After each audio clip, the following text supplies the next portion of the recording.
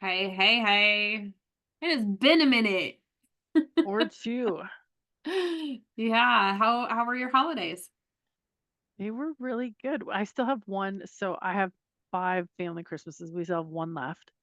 Um, we had to reschedule because my sister's family was sick, so and then my mom was heading on vacation, so now it's not even rescheduled yet. So sometime in January, I think I will have the final family Christmas.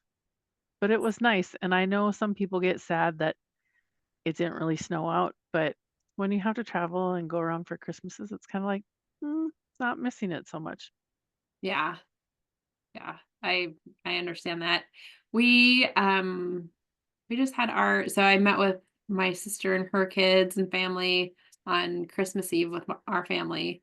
And Mm, then New Year's Eve, we had all of our kids and grandkids over at our house for our Christmas, which is funny. Is how we used to do Christmas because when our kids were little, we actually lived with my parents.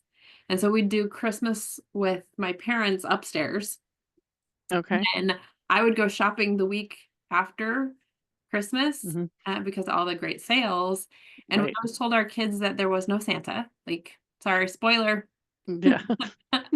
We would tell them that there wasn't a Santa because we're like, if we tell them that there is a Santa, and then later on we're like, "Nope, there's no Santa," but here we're telling them that there is a Jesus, they're gonna be like, "But you said there was Right. Santa too." So and the wise men brought presents to baby Jesus, but they were late, and so that's why we would do New Year's Eve.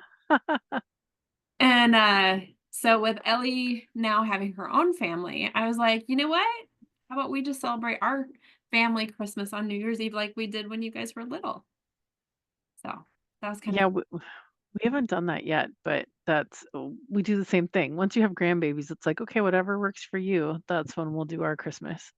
yeah. So, I don't know, I have one youngster who usually goes to a church retreat every year, over New Year's.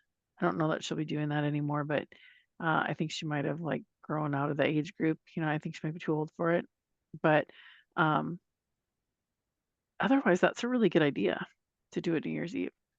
Yeah, and then you just like, the presents can be from you guys or the wise men or I mean, obviously, the presents now are all from us.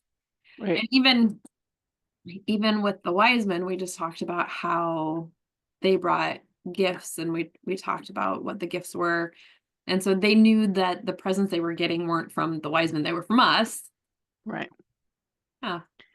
Yeah, I do stockings every year still. Not from I mean, just from us, but I don't know. I'm in that difficult stage of trying to decide if I'm gonna continue to do stockings because 1, they're big stockings and it's expensive to fill the stockings every year. It really is. Yeah. And then finding stuff to fill, to finding stuff you make sure can fit in the stockings, it's like it just becomes more and more challenging. We always did stockings as well, and stockings were where we would put all the candy and stuff like that. And now, with me being a holistic health coach, I did buy the chocolate oranges because that was just tradition. But all the other stuff, Mhm. I'm like, oh, I Yeah. I don't know if you saw. I just posted a reel recently that's been going around. I like reposted where they are frying Oreos, like not frying. Mm. Somebody has a blowtorch and they put it on for 1 second and 3 seconds and 5 seconds, 30 seconds, and it does not burn the Oreo. I believe that. Yeah. When I We worked in office, years ago, we took it was this little Debbie snack, and it was like this cookie that had these little jelly eyes and this little jelly smiley face, and I kept it in the wrapper, and I just stapled it to the wall, and it, like, stayed there literally for years and, like, never I mean, it eventually became, like, super hard, never discolored, never broke apart, never molded. I mean, it was, like, permanently staying looking exactly it was a little scary. I'm working really hard on changing. I mean, you don't know what you don't know until you know it. Yeah. And it's kind of like the same thing with getting on this journey, right? Learning more about Christ again. Um, but food is no I just posted one that was somebody going through the difference between European bread and American bread. Mm, And the amount of sugar, first off, the amount of sugar that is in either one of them is ridiculous because bread does not need sugar. I have an right. amazing recipe and I posted that with this because it's like 17, I think one is 17 grams of sugar and the other, like American, is 50. It's 50. crazy. Yeah. So And just, then the salt and there's everything that's in everything. yeah. Dion was watching something the other day on YouTube, a doctor talking about something, and it's funny. I haven't, disclaimer, I haven't fact checked this, but he was watching it. It seemed like a reputable doctor and was watching several videos, and he was talking about how he's talking about seed oils and deep frying in seed oils, and when seed oils get heated, which we already knew about seed oils, but he made the comparison that a French fry deep fried in seed oils is the equivalent health wise of smoking a cigarette. And now my husband like has zero interest in French fries. And I mean, it's funny because you can't unlearn it, once you start to learn those things, and then all of a sudden everything looks a little different. So seed oils, fun fact, are one of the leading causes of Alzheimer's.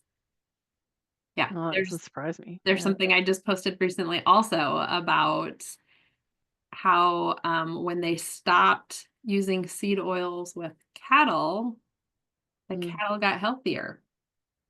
yeah. Shocker, right? So it's all interesting things, all the reason we should go, we need to just get Back. back to basics, right? Right. Because McDonald's used to cook their fries in beef tallow, which is what you should use. And that's what they used to when everybody years ago when everybody's like, those McDonald's fries are like, we need the fries. Like you just go to McDonald's just to get the fries. Yeah. They cooked in beef tallow back then, which is what we cook in now at our house, but or ghee, but Yeah, yeah. I just learned how to make tallow last year. Tallow lotion for Yeah. hands. I love where I live now. So the last 2.5 years, we've been on this little hobby homestead, and I've been getting back to basics, making bread, and I'm going to start posting on my YouTube channel some basics, how-to things. In 2 generations, we've lost how to do basic things, canning, gardening. So I have a couple of friends that I Marco Polo all the time, and they're like, "Hey, can you show us how to?" The other day, I was making cream cheese. So just as Mm. I was making the cream cheese, I did some Marco Polo. They're like, "You need to do that as a video." So Well, yeah, because it's so simple. It's like Daisha started making our butter, and I'm like, "You're making homemade butter?" And she's like, "Oh, it's really not that hard." And yeah. it's like, okay. It's not. That butter is on the list. Cheese is a little bit harder depending on what kind of cheese you're doing, but cream cheese is super, super easy. Yeah, so I will be adding to different things, um, adding different things that I've been learning, but just like some simple canning techniques and getting back to the basics. Well, and that's perfect given. I mean, not that I'm a huge encourager of wait till New Year's and start everything anew, but that's the people kind of have the New Year, New You, and the resolutions and all the stuff that comes in. So it's like a perfect time to, and the simpler you can make it, right? Because not all of us have a lot of that stuff in our house or have even grew up doing it. I didn't grow up canning or gardening. We didn't have any of that stuff when I grew up. We lived in apartments my whole life, and you just didn't have the space for it. We didn't have the money for it. We didn't have, the property to garden or do any of that stuff. Um, so if you can simplify it to where anybody could do simple, some things really easily. Yeah. Well, and again, if you go 2 generations back, so like you didn't have that, your mom didn't have that, but either her mom or her grandma Right. did. Yep. So, oh, I have like a dry throat. Um, you just said something. So New Year, here we are. It's New Year. January 2nd. I'm hoping to get this posted by tonight or tomorrow. Right? I still didn't post the one that we did before Christmas. It's gonna get posted at some point, but Next year. I'll just save it for next year. Life is so interesting. I have recently started, I don't know if you saw, I posted about Pedro, oh my gosh, I can't think of what his name. It's the 31 days of wisdom. So every day we're going through Proverbs. And so today was day 2, and he had a guest speaker, and her name was Lisa Nichols. She's Mhm. fascinating. And so Yes, she is. she's like, what are you putting in your rearview mirror? So she says, what is not allowed into 2025? What are you going to thank, then bless, and then leave in 2024? So Mm, I'm popping this on you really quick. I don't know if you've thought about this, mm. but what is it that you want to thank, bless, and not bring into 2025? So when she says thank so funny, I haven't seen your post on that, but I'm signed up for the same thing. I've not seen it today. Yes. Oh, today was Um, so good. Like it was so good. I have a bunch of notes. It's awesome. but I know who she is. I've seen her talk before. And when she says thanks, so is it like thank you, goodbye, or is it like thank you, It's gonna thank be you, goodbye. grateful? Yeah, It's okay, that's it's what I was thinking. it's what are you leaving in your rearview mirror? Yeah. I think hmm, I'm still kind of working on this a little bit, deciding kind of where I'm at. But I think the biggest thing I've been working on is just the idea of leaving it in my rearview mirror.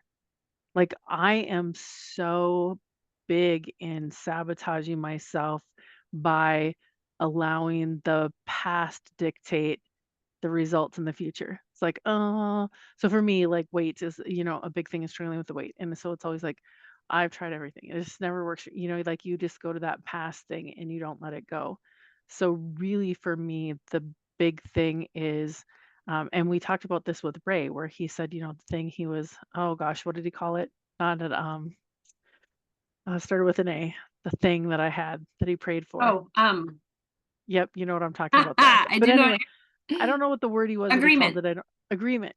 But he said, I have a belief that life is hard. And the more I've thought about that, that has stuck with me.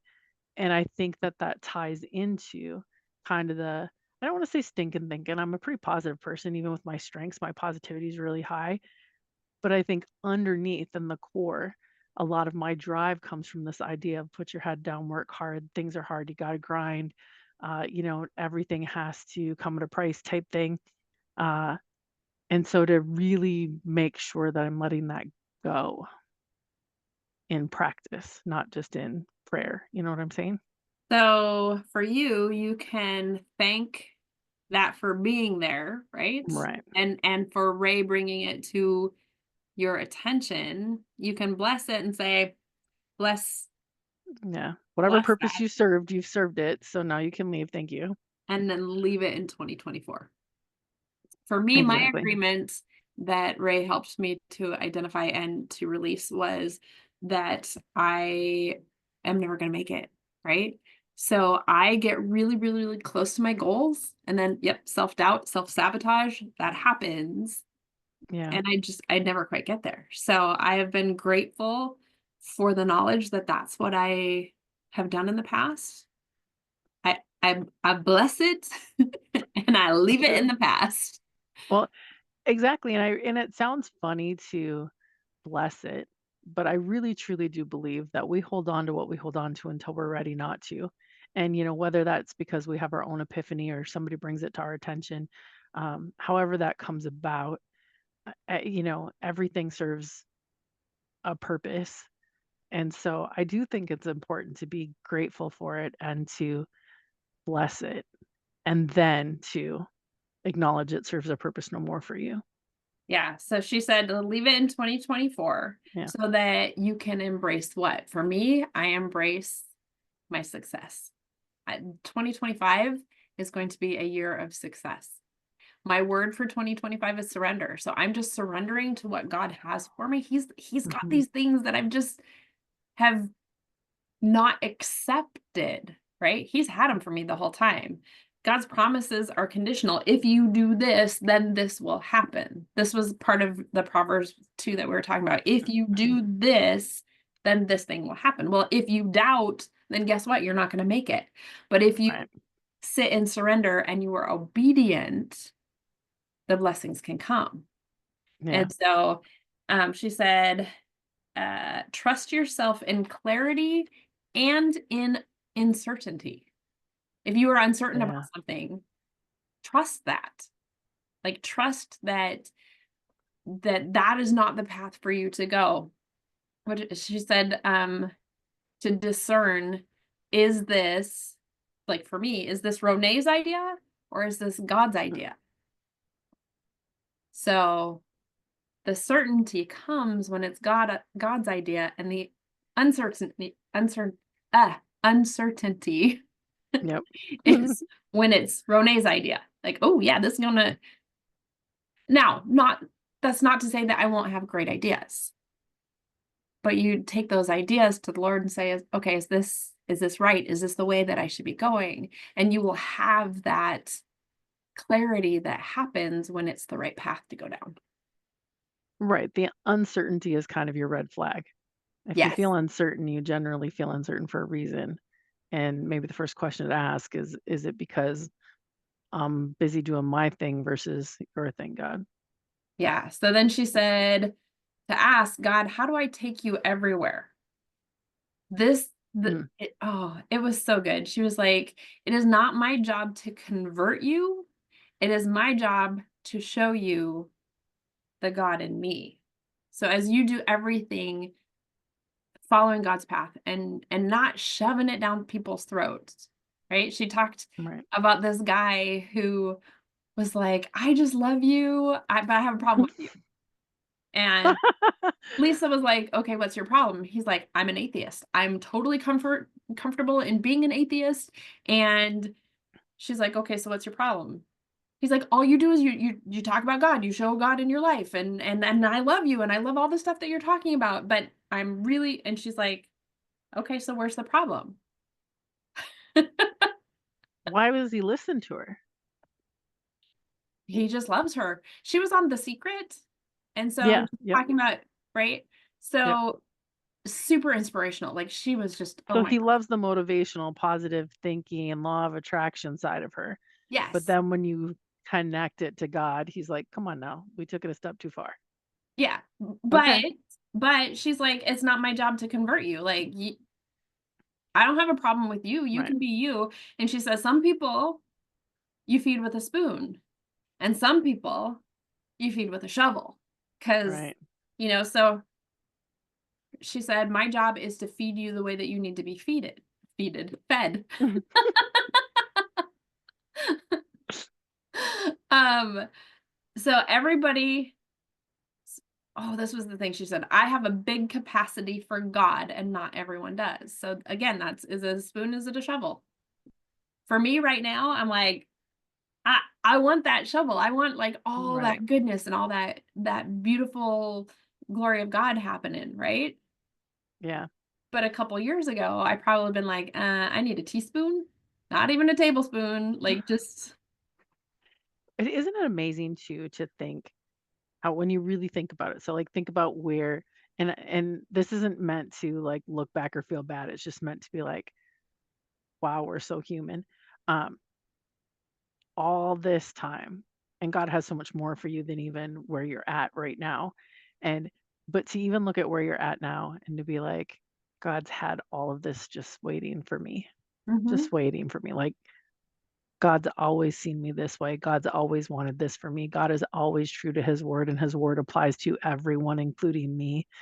Yeah. And to now be at that place, I think about that sometimes, like where I'm at now, and I'm just think, gosh, like that's been there like my But whole a, life.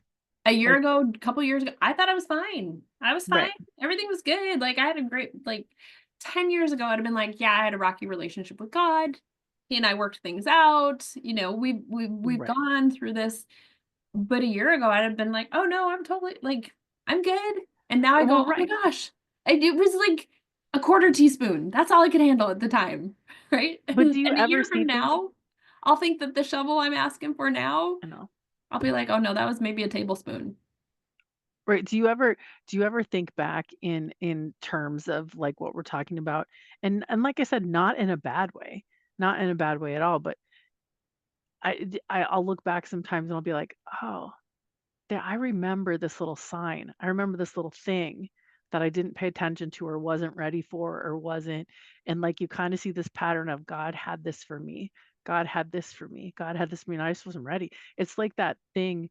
I don't remember how it goes, but there's like some story about, a big flood was coming, a big flood was coming to a town or whatever. And this man gets up on his roof and he's like, God, God, save me. Please save me. Please save me. And sends all these things, right? Sends a boat, sends a helicopter, sends all these things. And the guy says, no, no, no, God's going to save me. Of course, the guy drowns, get to heaven and go. And he's like, God, why did you not save me? And he's like, I did. I sent this and I sent this and I sent this.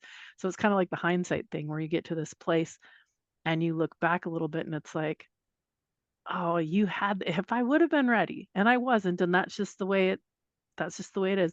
But if I would have been ready back then, you had it for me. I see that now. Oh, absolutely.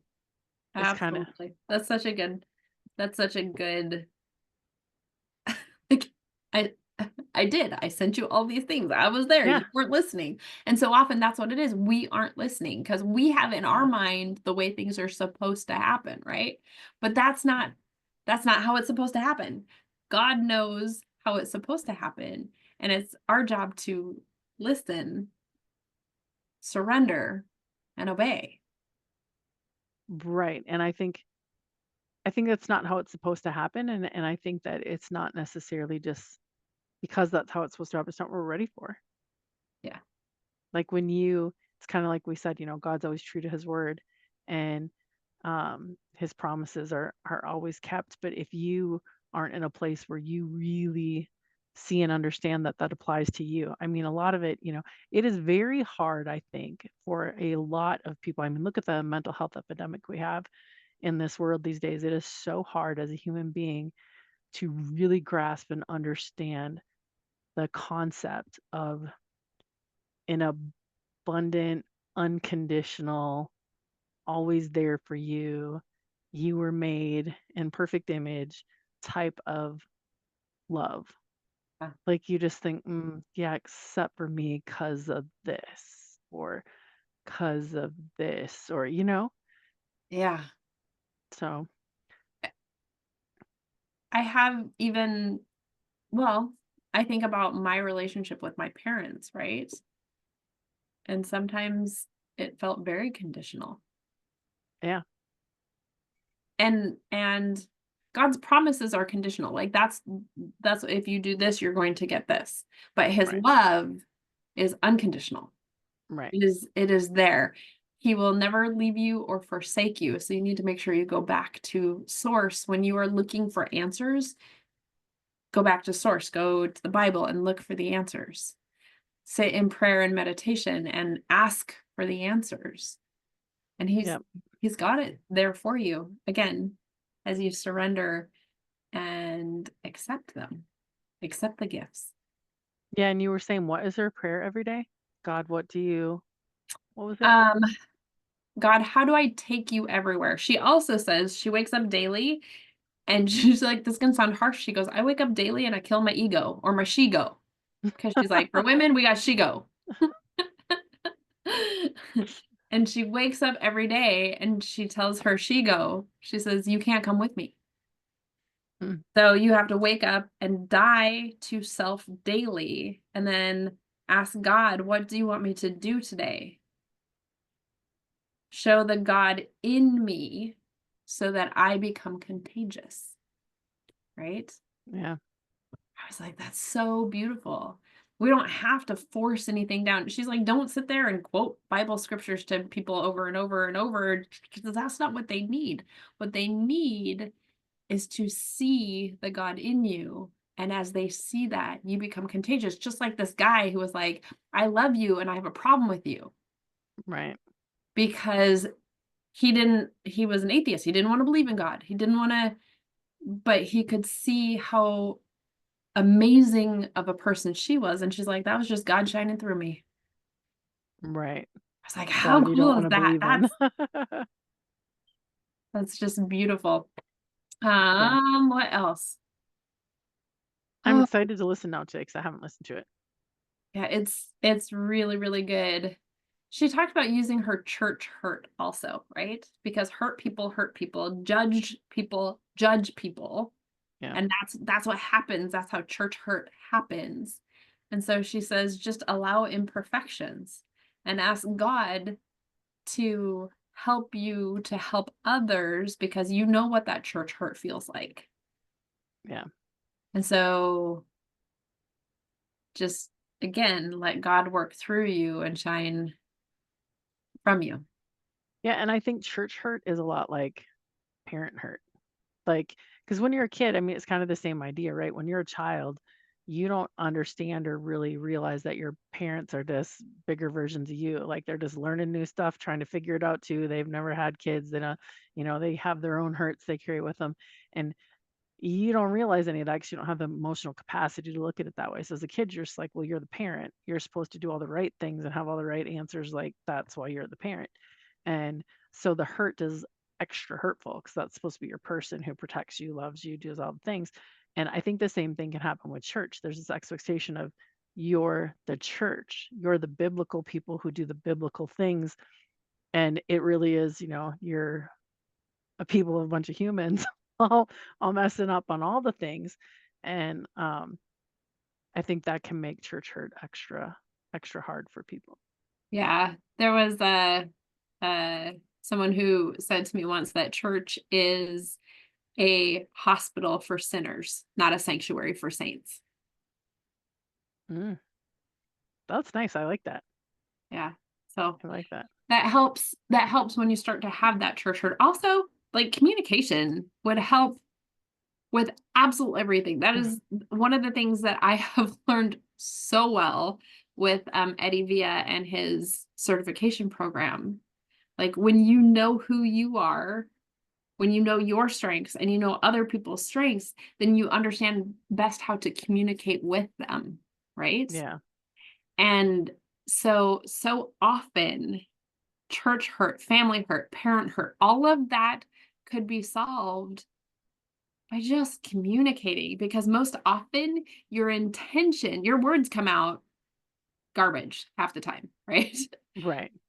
But the intention behind it is not what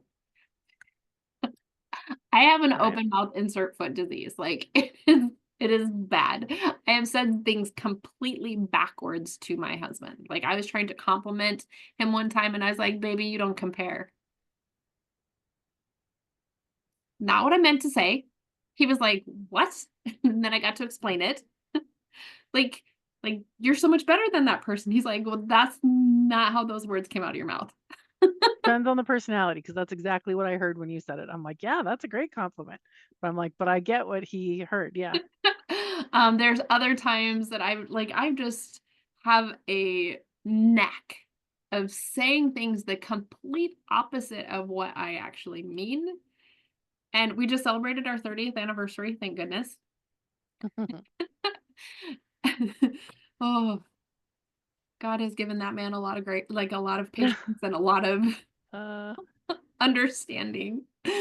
And I think what we have learned, how we've learned to communicate is if something comes out the wrong way, he's like, hold on. What was your intention there? So the same thing, somebody comes to you at church and says something that you find offense. I'm sorry, what can you just explain that? What was your intention behind that comment? And by asking those things, it's uncomfortable to ask. I think if we did more of that, people would be able to explain, well, I thought it would be helpful for this, this, this. Oh, just so you know, like that sounded like super judgy, right? yeah. That's how I heard it. But now that you explain that, I understand that so much better. Thank you so much for explaining that. And Because you have to be sometimes, willing to listen. yes, and that's the other thing.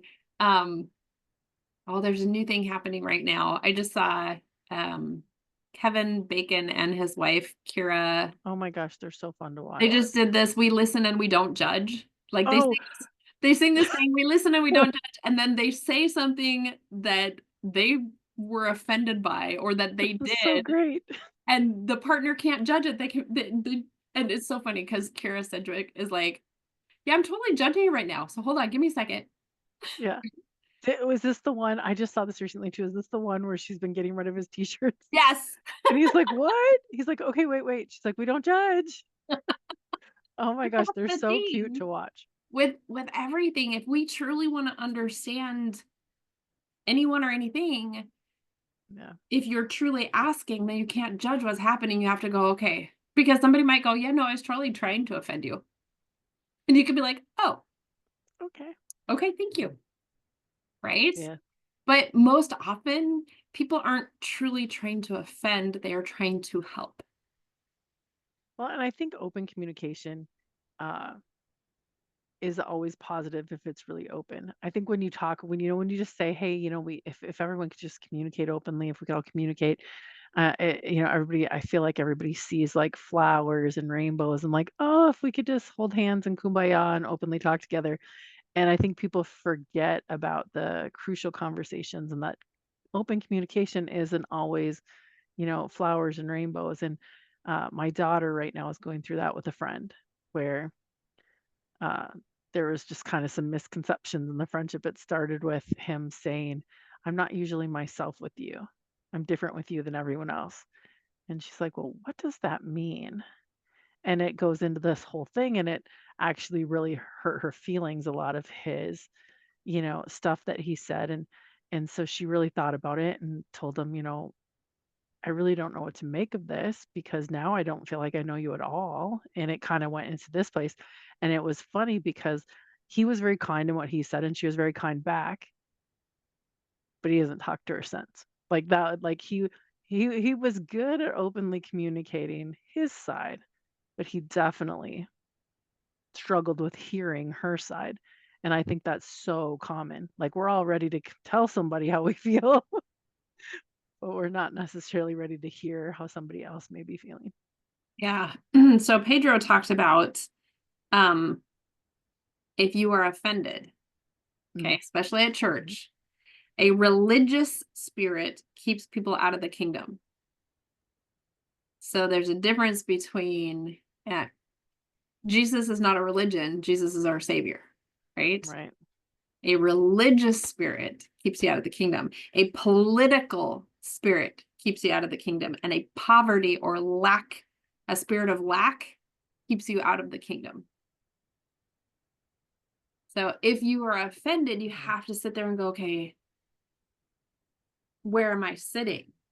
Right? If we're yeah. talking about church, if it's religious politics or the spirit of lack, are you sitting in that space? Or was the person who said something to you sitting in that space? Yeah. So Am that's the I other thing my husband always says is you can't look at where a person is and judge them.